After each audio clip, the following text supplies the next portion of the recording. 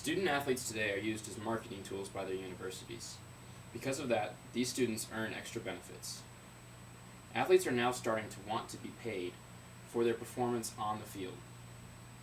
Some of these athletes are paid under the table already, though.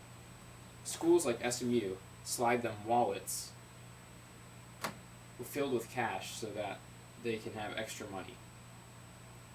At SMU in the 1980s, the football program was involved in a scandal in which 13 players were paid $61,000. When caught doing that by the NCAA, it can absolutely destroy your program, as SMU was hit with the death penalty.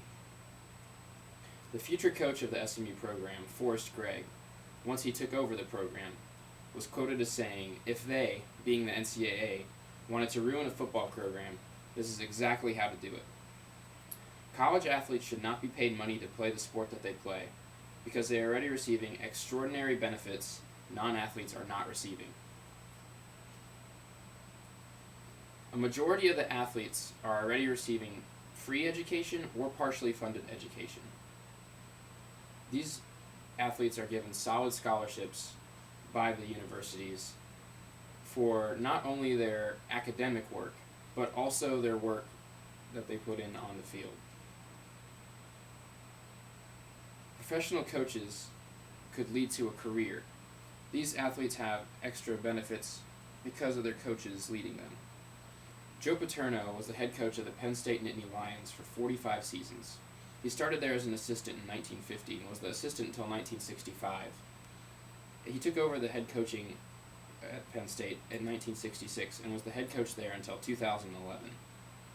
In the 45 seasons as a head coach, Paterno's team had 29 finishes in the national top 10. He was the 1986 Sports Illustrated Sportsman of the Year, and 5 different times was the AFCA, the American Football Coaches Association, Coach of the Year.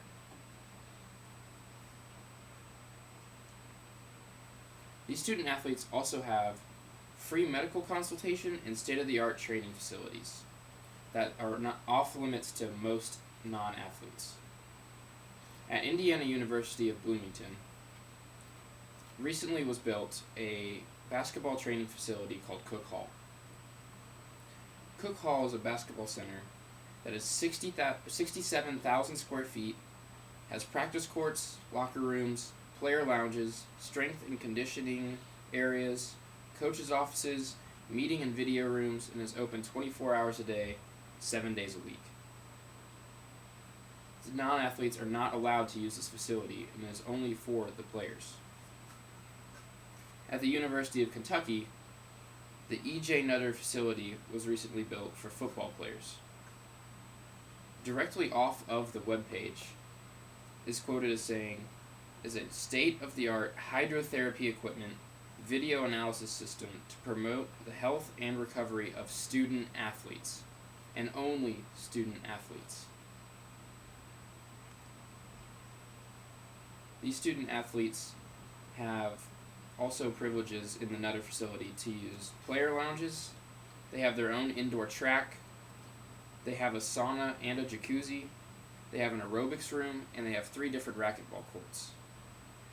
All of the regular students who try to get into this facility are not allowed and must go to the Johnson Center, which all the students must use and is always very crowded, and they don't have as nice items in the facility as the Nutter has.